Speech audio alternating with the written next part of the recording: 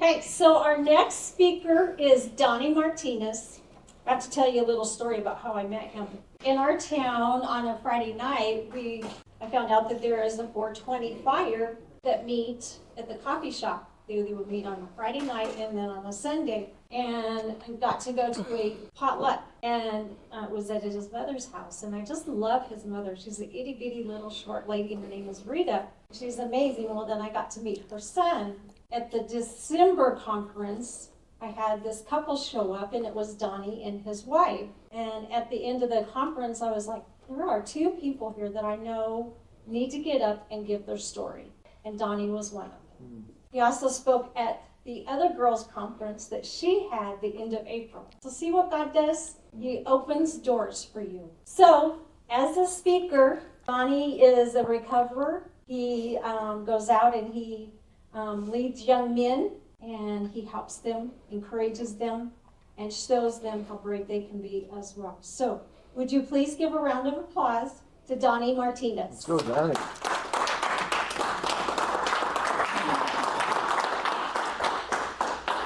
Thank you. Hey, I'm Donnie. I'm used to being the only token recovery guy at these things, and I'm really thankful we got a couple more of you this time. Do we have anybody else out there in recovery? Couple of you. Awesome. That's good.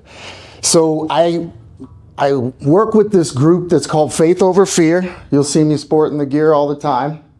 And then we also work with another group, and it's called the Society of the Sacred Stoned Apes. And what that is, that's people in recovery, suffering through depression, mental illness.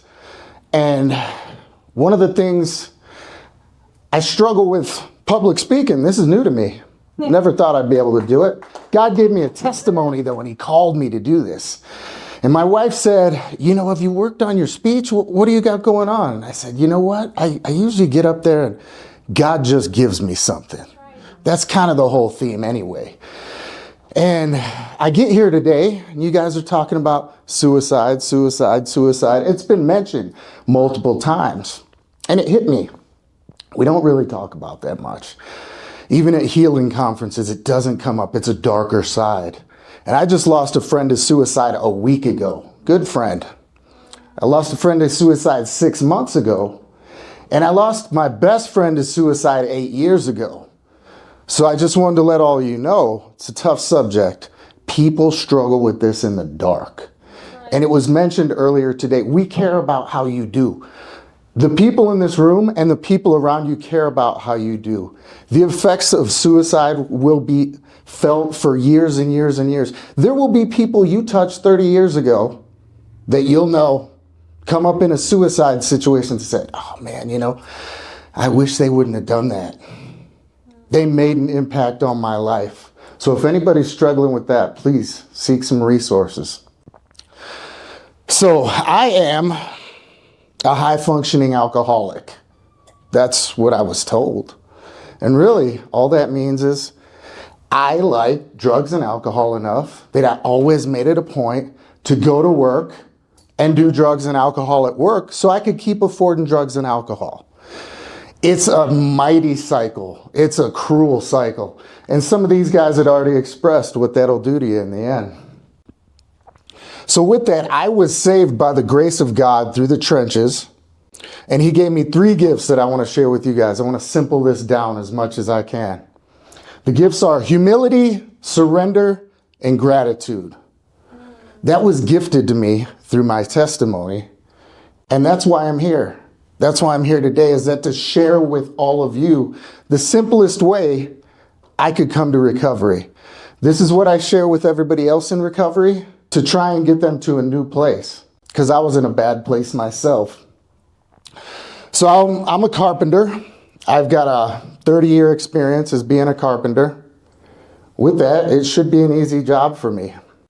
I got to where I couldn't really do my job. I'd wake up in the morning so hungover, so shaken, that I'd have to take alcohol, hit it right away. Next thing I know, I couldn't control the shakes. So I take some Xanax, and that took the shakes away. Next thing you know, though, alcohol and Xanax every single morning, till it became such a pattern and such a habit that eventually I could take the alcohol, I could take the Xanax, and I still couldn't function at work. And that is the inevitable end for high-functioning alcoholics. Whether your boss catches you doing cocaine in the bathroom, because that's your day-to-day, or it's Xanax, alcohol, shaken. And we usually all go through that myriad of drugs, right? You expressed yourself.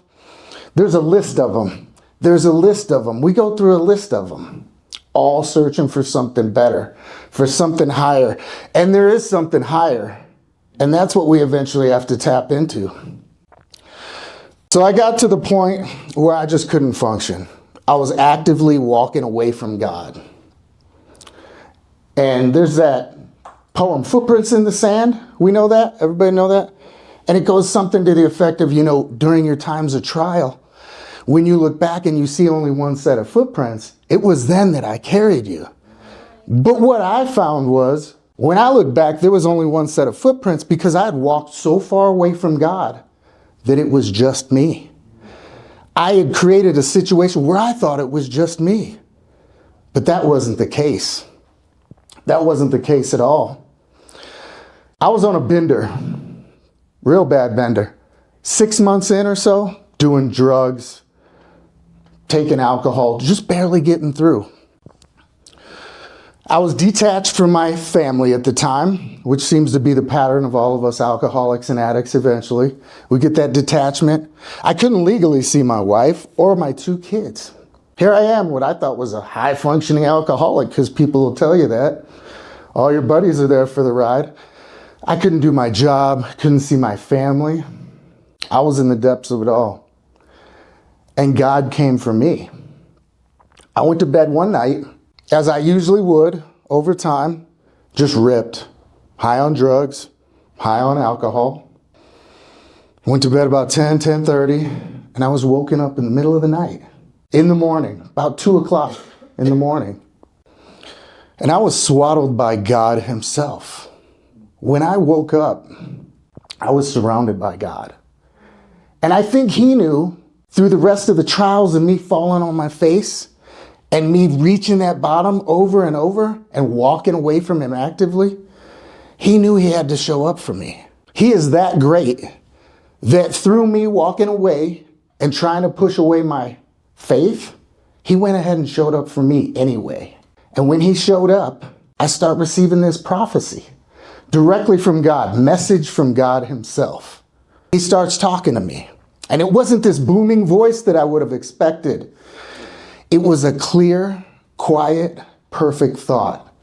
So much so that no other thoughts got through. All the thoughts that I would have normally had were quieted for the voice of the Lord. And he said, I know what you're going through, and I can take that away from you.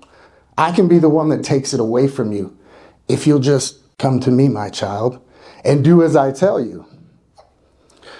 I was finally at the bottom. I was at wit's end. So I said, yeah, you know what?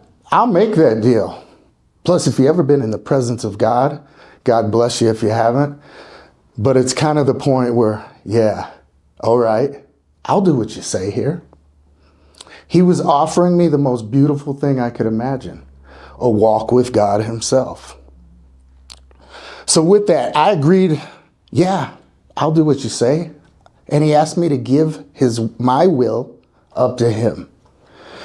Sounded easy, perfect. We go back and forth. We're talking for a little while. He's explaining, I can take these burdens away from you, make life a lot easier, help you turn things around. And I drift off into this beautiful sleep after that. Meditative state, completely perfect. Hadn't slept like that in decades. So I wake up the next morning. Right away, I'm like, you know what? This is cool. I must be cured. God said he was going to cure me. And then the voice comes back. And he says, all right, you're in? Today's the day you decide to go to rehab. And I said, no, no, I'm not a junkie. I'm above that. My ego's still pushing me. I'm above that. And God says, okay, I guess that's how it is. We had an agreement last night, and the very first thing I ask of you, you're going to say no to? I guess we're done here. And I've never been so scared in my life. I had the opportunity to walk with God. And here I am telling him, I'm not willing to do something simple for you. So that was the day that I decided that I was going to walk with God and go to rehab. And what he said is, I have 3 things that you have to do moving forward. The first one is I need you to humble yourself. I need you to get up every single day and humble yourself to my will. And in doing that, you need to surrender your whole will to me. And then at the end of the day, I just want you to be grateful for the path that I'm going to put in front of you every day from here on out. Simple. That's the easy part. Humility, surrender, gratitude. That's the whole formula. I'm a big fan of the 12 steps. I'm a big fan of all the programs. I love them. I've never done it. God distilled this down to me. The formula that he gave me is those 3 things. If you can do those 3 things, 100% is what he said. I will put a path in you right in front of you like you've never seen before. So I'm going to share some of the details of that with y'all here today. So humility is a big struggle for me. Like these other addicts, I've accomplished a lot in life. We've all done things athletically, business-wise. So it makes it a struggle because our earthly accomplishments we think are us. I've done this, I've done that. And really, in the end, we pretty well all ended up fumbling them. He put these beautiful paths in front of us, and we do pretty good for a while. And then we're off over here, missing deadlines because we're popping fentanyl or whatever it might be at the time. We all go through those same cycles. Our stories are really about the same. So what I do is I wake up every day now and say, what do you have for me today, God? What do you want me to do for you today, God? Same formula, right? What do you want from me? What do you want me to do for you today? And what that does is it cultivates a mentality of blessings. And it takes the things that I would normally look at as a crap day and the things that went wrong. And now I'm able to see the blessings through it all. Who would like to see more blessings in their life? Everybody, right? It's great. A lot of it is just our mentality. We get to the job, things go sideways because the coworker's got a bad attitude. And we look at that as, I'm going to have to deal with so-and-so over here today. He's having a horrible day. Why do I got to put up with his attitude?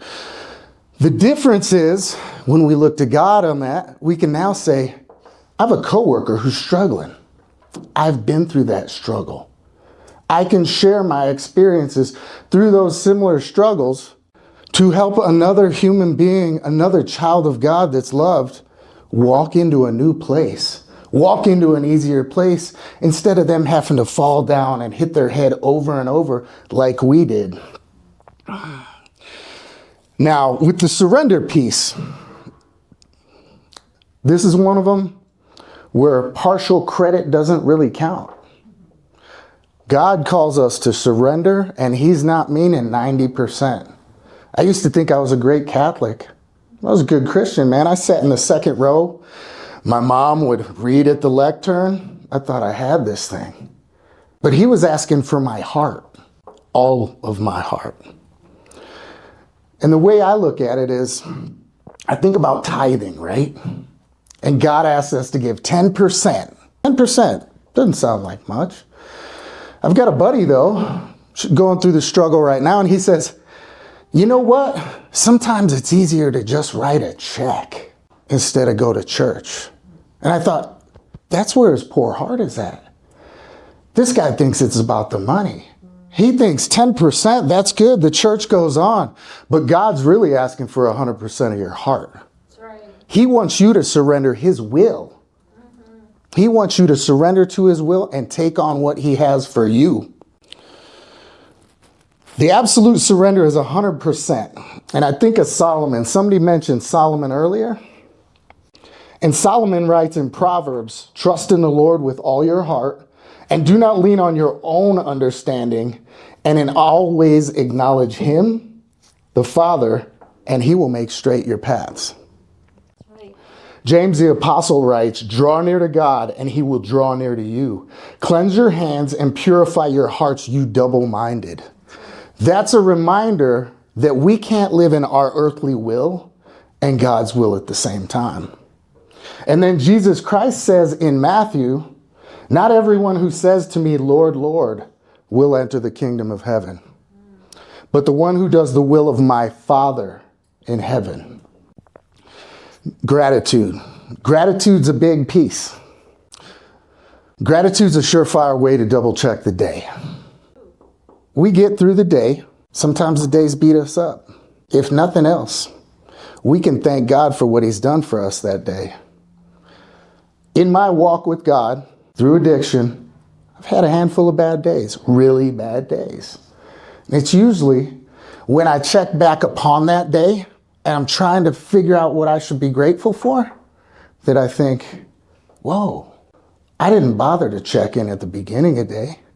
I didn't surrender to God. This is the first time I'm talking to God today. So if nothing else, it is your safety net. And I learned that as an addict because there were days I was caught up in the addiction so bad that all I could do was hope I got to the pillow at night and that I didn't use.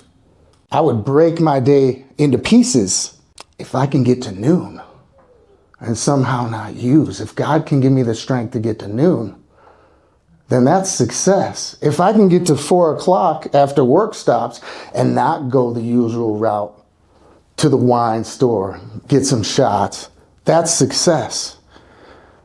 So in getting there, it gives me a double check, and I think we can all put this in place. Be grateful at the end of the day.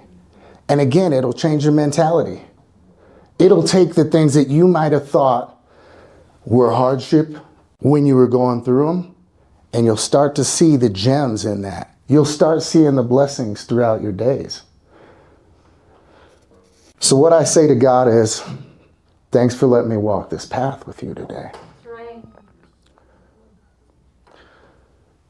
One of the biggest lessons in humility that God gave me is I thought I knew the word.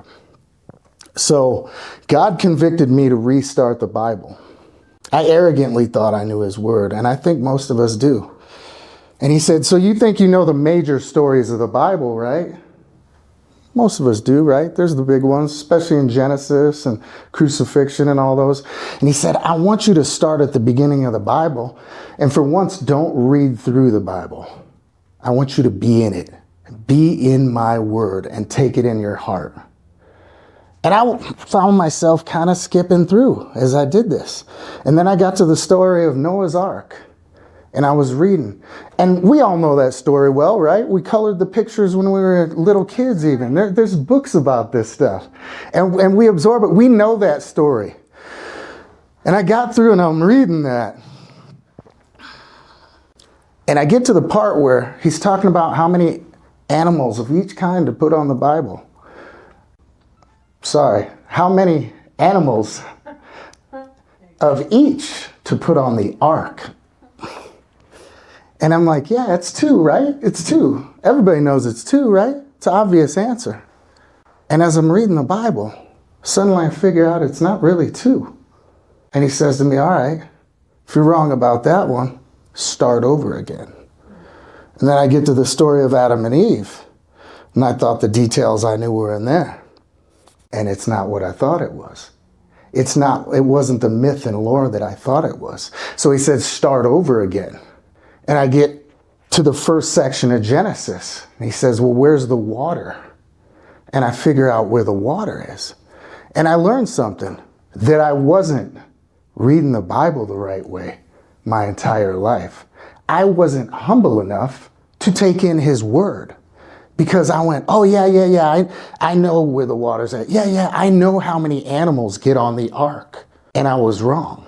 And I challenge each of you to start over at the beginning and look at it in a new light. because you'll find it's not two of each kind that get on the ark. And it blew my mind. So it reformed the way that I read the entire Bible. And I started taking his word to heart properly. And it became an amazing thing that I could walk in with every day. So in this, God gave me the 3 gifts. And every day since I did that, he kept his promise to me. God's promises are real. And when he tells you he's going to do something, he does it. I can't tell you the last time I thought about using the promise he made me and said, hey, can you go and do what I ask you and humble yourself? Surrender your will to me and be grateful. That's been over 3 years now. And it's not there anymore. He took it from me. God has a power and a beauty that I just didn't understand before. That's right. So I encourage all of you, humility, surrender, and gratitude. They're flawless tools, and God will come through in the promises of your life, and he will heal you of the things that currently drag you down. I love you all. Thanks for coming. Thank you. Thank you.